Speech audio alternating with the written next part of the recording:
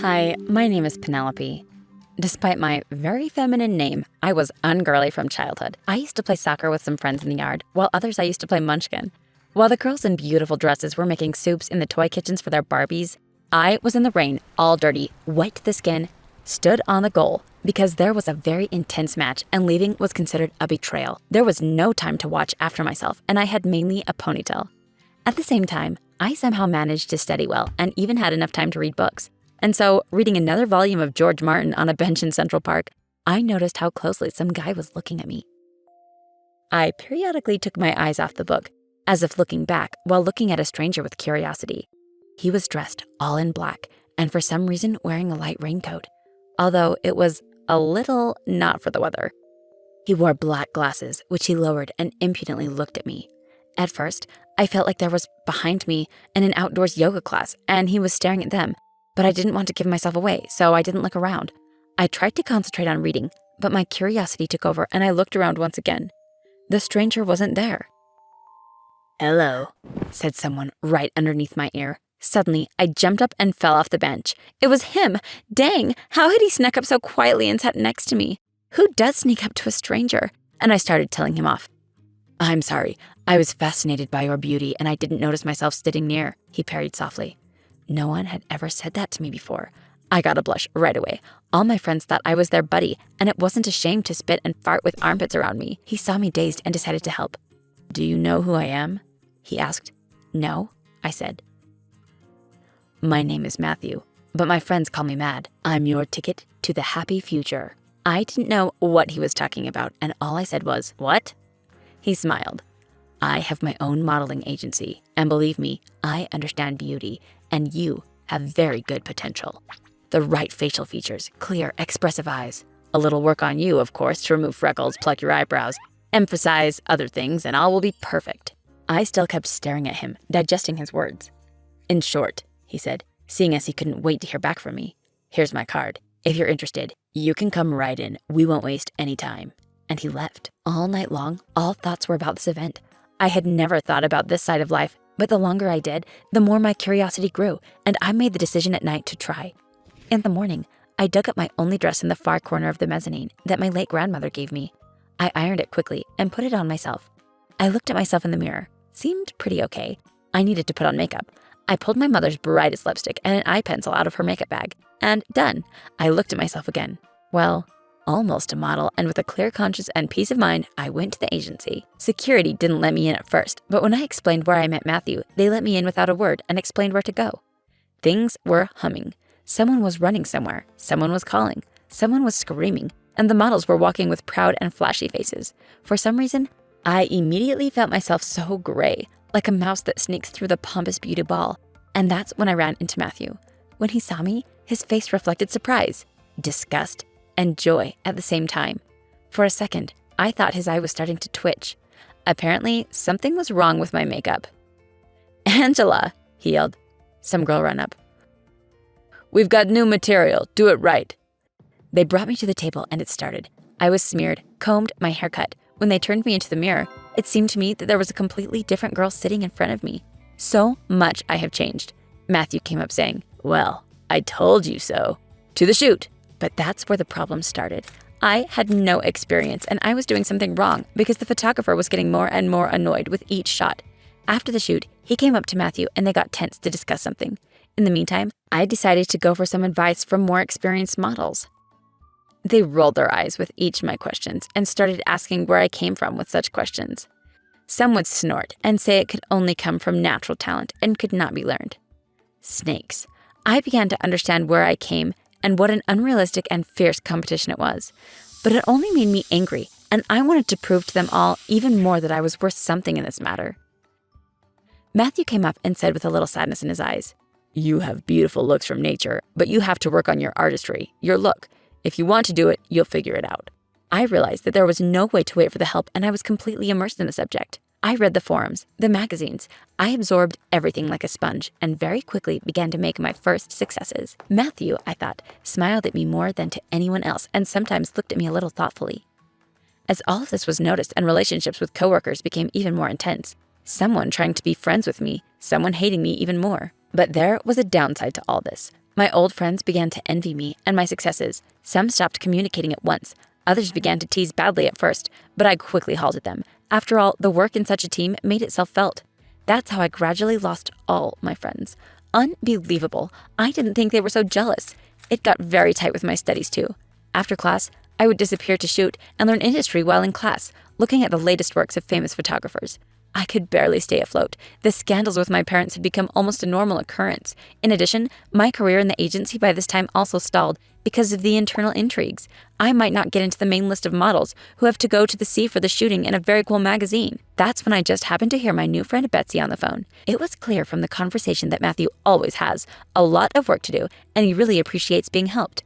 It is a great way to move up the career ladder, as those who stay late with Matthew after work and help him diligently receive his support. I have been thinking about it. On the one hand, it was cheating. On the other hand, my life was slowly turning into hell, and sometimes I thought about giving it all up. But it's better to do it once I've achieved something serious. I had to rush to a decision because Betsy wanted to take this opportunity too. I stood thinking in front of the office door, and then I brought my hand to knock as the door opened, and Mom came out. Her eyes were red. "What are you doing here?" I asked. "I talked to Matthew. It's better for you. Come in. He wants to talk." Feeling the worst, I walked in. "I talked to your mother. The way you take this business seriously is encouraging. I contributed it to myself because I hoped you'd reach unprecedented heights. But the other side of life shouldn't suffer. So you'd better finish school, and then you're welcome." I knew it was useless to argue with Matthew if he'd already made up his mind. It was a pity. It was a waste of time and effort to leave everything halfway through, because others had achieved a lot in that time, and I had to make up for it almost all over again. Most of all, I was mad at my mom. How could she get into my life like that and ruin everything? I didn't talk to her for more than a week. I refused to eat.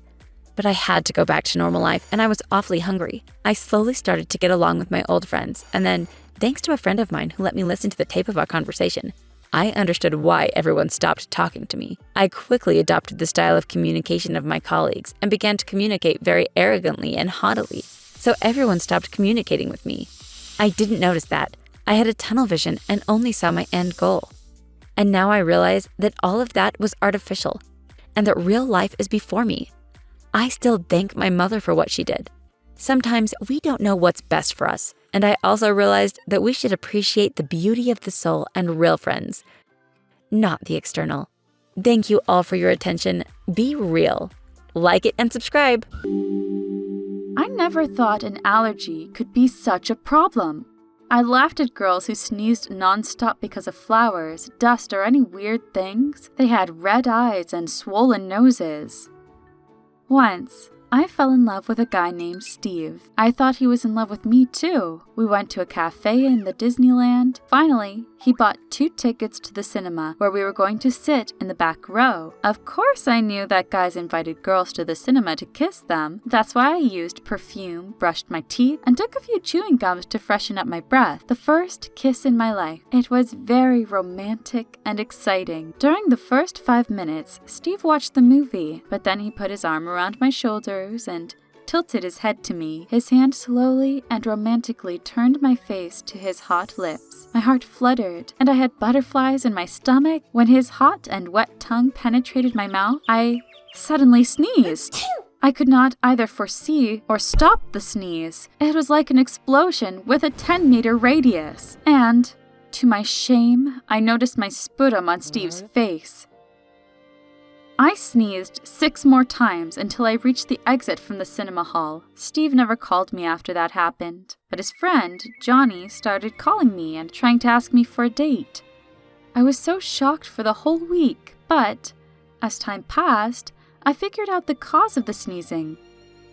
I got too stressed out that day about the relationship and the upcoming kiss, so this reaction of my body no longer seemed to me as abnormal. I decided I deserved another chance and agreed to go on a date with Johnny.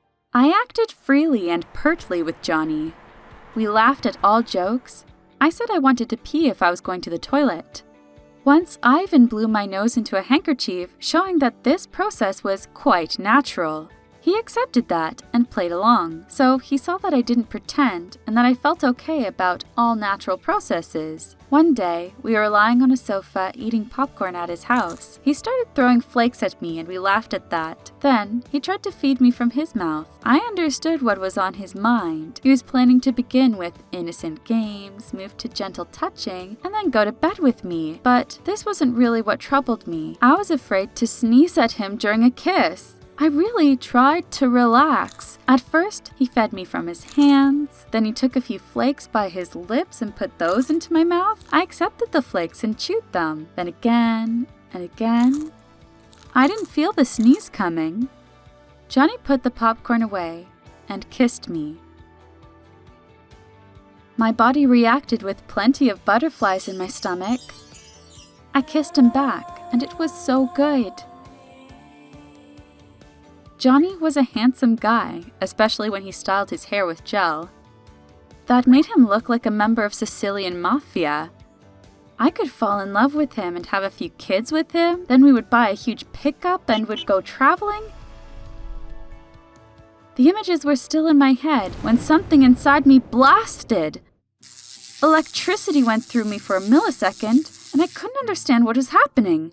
I opened my eyes and saw Johnny's face, covered in chewed popcorn mixed with my sputum. We had had too little romance in our relationship, and now it was completely destroyed. Johnny was the first to run to the bathroom. I wiped my face with a napkin and stayed waiting for him to return. At this moment, a text came to Johnny's telephone. I automatically opened it and read it. It was from Steve, and it wasn't the first one. He kept asking Johnny, "Well, bro, kissed her already?" His earlier message read, "Bro, it'll be awesome. She kisses like a vacuum cleaner. It's fantastic. An explosion, bro." Steve played Johnny and me. What a jerk! Johnny left the bathroom as if nothing had happened. I moved to the bathroom without saying anything. When he suddenly took my hand, he looked into my eyes, trying to find even a spark of romance or love in them.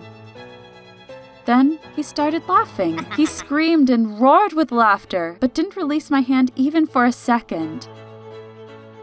When he was back to his senses, he looked at me with warm eyes and put his arms around me. He said he loved me. He said we had lots of funny and natural moments during these days. We had spitting contests, created bubbles in the pool, covered our vomit with sand after the roller coaster. He said my sneeze was nothing. I put my head on his shoulder and cried with happiness. Since then, we have been a happy couple and we are going to marry. I will have children with him, buy a huge pickup and set off for a trip across the states or even abroad. Stop. Those were the fantasies in my head which I created while I was waiting for him leaving the bathroom. I don't know what will happen when he returns. This is the story that happened to me because of an allergy to kisses. If you feel sorry for me, click the like button, leave a comment, and subscribe to this channel. By the way, when Johnny left the bathroom, he acted in the same way that I had fantasized before that. So, I'm happy.